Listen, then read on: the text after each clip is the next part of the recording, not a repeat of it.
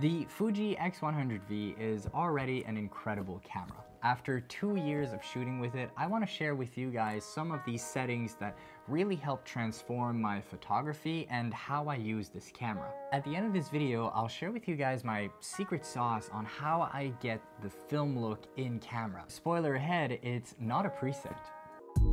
The first setting I change is autofocus. Now, depending on my shooting style, I'll switch between two types of autofocus on the Fuji. If I'm more in a run and gun shooting situation, like when I'm going out on the streets doing a little bit more street photography, I do like to set it to autofocus continuous, usually with wide or spot focusing. This locks onto the subject very quickly and is great for moving subjects. It really increases my chances to actually nailing perfect focus on the shot. However, if I'm shooting something more focused, more composed, and I have a little bit more time, I often set it to autofocus single. I usually do the middle or center focus point, and then I choose where I want to focus. Usually I'll kind of focus on the subject that I want, and then I'll reframe and adjust and compose and then take the photo. I find that I use this probably 90% of the time for most of the photography that I do. And if it's something very fast and snappy, then I switch it to continuous. Now, definitely try both settings and let me know which one you prefer between the two. My favorite setting that seems very banal and basic is the electronic level on the LCD screen. I initially saw it on a TikTok video. I had no clue about this electronic level. Now, it's just a leveling line on your camera, but it allows you to really make sure that your horizon is straight, especially when you're shooting from the LCD a lot. It is a fantastic way to make sure that your shots are always perfectly lined up. So to turn it on, actually go into the menu, go into the setup, which is the little wrench icon, go into screen setup, and then go all the way down until you see display custom settings. From there, go into the EVF LCD, and then go and make sure that the electronic level is marked or on. Then once you go back, you'll have a nice little green line that goes across your screen and tells you when you are leveled. What's really cool is when you change the orientation of it from standard to portrait, it actually adjusts automatically. Now, it might seem super simple, but when you're working fast and you gotta use your LCD to quickly grab a shot, it makes a huge difference on keeping your image leveled and clean.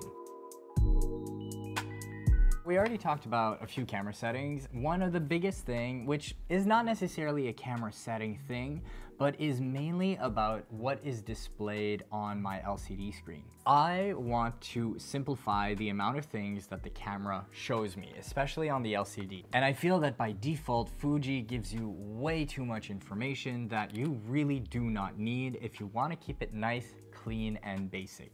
So some of the settings that I like to keep on are obviously my ISO, my shutter speed, my f-stop, and my battery level.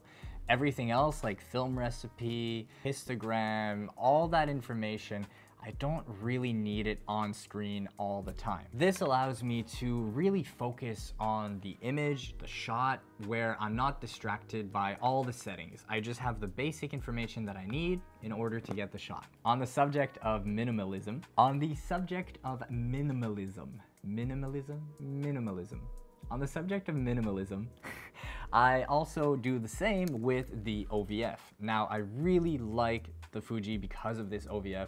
It is amazing. It makes it feel like you're using a vintage camera. For me personally, that's how I usually take my photos. Besides the POV videos that I make where I like to show you guys on screen, but I'm much more comfortable looking down the rangefinder and really like framing my shot. I find it really isolates the image and you focus on the shot. The thing that I really like about an electronic viewfinder is that you can see as much information as you want or as little information as you want. I try to keep that as absolutely basic as possible, especially since the Fuji has all the kind of tactile buttons that you can really fine tune and set your camera settings perfectly. So I already know what most of my settings are, and when I use the viewfinder, I just want it to be the image and have it as clean as possible. So in order to make it as basic as possible, go into the menu. So you go under screen setup, you go under display custom settings, and then you make sure that you go into OVF. The only thing that I have displayed is the focus frame. Next up is auto ISO. I like to create 3 separate presets for auto ISO, which allows me to shoot in bright sunlight on a cloudy day and in the evenings or at night. For the bright sun, I'll usually set it between 160 to maximum 400 ISO, and then I set my camera to auto ISO, so it'll jump between the ranges of 160 to 400. For a cloudy day, I like to set it between ISO 300 and 1600, with a minimum shutter speed of 125. For the night setting, I like to set it at a minimum ISO of 400 and a maximum ISO of 3200. I find as far as the grain, as far as the noise and everything, 32 for this camera is kind of my max comfort zone, at least. What I do at night, just to help me a little bit, is I reduce the minimum shutter to 1/60th of a second, but you really have to be stable at that moment. So you got to be kind of careful when you're taking photos at night that you don't shake too much, you don't move too much. The cool part is that you can save it to a simple custom button. I have it saved to the dial back here on my camera. I just simply press on it and then I'm quickly able to slide between the 3 options. And in order to set that up, you go into menu, setup, and then button dial setting, go down to function FN setting, slide down all the way to our dial. Then you can do ISO setting. When you hit it, you can go and you can change auto default 1, auto default 2, and then auto default 3. These are great ways to set your 3 presets.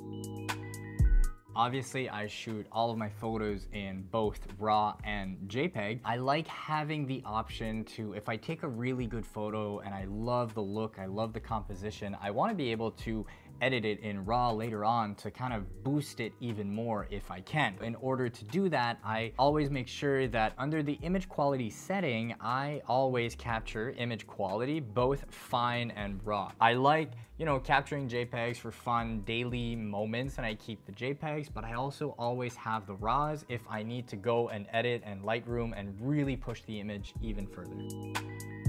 So the best thing about the Fujifilm system is obviously the recipes. The recipes have made this camera so much fun and is the reason why I consistently go and grab this camera. I want to share some of the recipes that I've been using over the last few years and which are kind of my top 3 to 4 favorite recipes. Now, one of my favorite recipes is probably the Kodak Gold 200. Find this film stock, which was also my favorite film stock when I was shooting 35mm, is such a nice golden, it's so beautiful while you're shooting at sunset or in bright sunlight. It really gives you these warm Kodak colored feeling, which is a very fun recipe to experiment if you haven't tried it out yet. The second one is, I guess, more of an everyday kind of film stock, is the Cuban negative recipe. I really enjoy that one. It has a slightly more digital vibe to it. It works really well in multiple lighting conditions. I find the color rendering and the preset does such a good job emulating a really nice everyday film stock. The third one that I really like and that I have on my camera always preset is the HP5, which is a black and white stock. Now, if you want to shoot some black and white, definitely try the HP5 and it's fantastic as far as black and white photography. I also have the Kodak 400, which is a very good everyday film stock. If you want slightly warmer tones, go for the Kodak. It also has really nice skin tones and I think is very realistic and has that Kodak look. Like I said in the beginning of this video, I wanted to share with you guys one tip that I kind of do that's not really setting related, but really allows me to get that sweet film look. Now, when it comes to filters, there's many different brands that you can get. I really like to go with the Tiffin brands, especially for this filter size. It's relatively cheap as far as filters go. I shoot with a black Promise. This is a 1/8 and a Glimmer Glass full. Now, the black Promise is probably my everyday filter, but this gives the digital edge off. It reduces the contrast. It gives a more pastel kind of look. And especially when you're shooting in lights, it kind of blooms the highlights a little bit. But make sure you get good quality glass. You don't really want to go with cheap filters because it's going to lower the quality of your glass. I find Tiffin does a really good job. There's other great brands out there. Also, a really nice feature of having a filter on the Fuji X100V is that the camera itself is not weather sealed. Where water can kind of enter the camera and damage your camera is from the lens, from the filter. So by having a filter on top, you actually end up making the camera weather resistant according to Fuji. So definitely having a filter, even if it's a Pro Mist, a Glimmer Glass, or even just a clear filter, will make a really big difference when it comes to shooting outside in the rain. The Fuji X100V is all about simplicity. The reason I love this camera is that it is so basic, so small, so easy to bring with you every day, and it really packs a punch. But with the right settings, you can push it even further. That's why these settings for me made the biggest difference. So let me know in the comment section down below which setting was the biggest impact for you. Which one made the biggest difference to your photography? Thank you so much for watching, guys. Don't forget to like the video, subscribe to the channel, and I'll see you guys in the next one.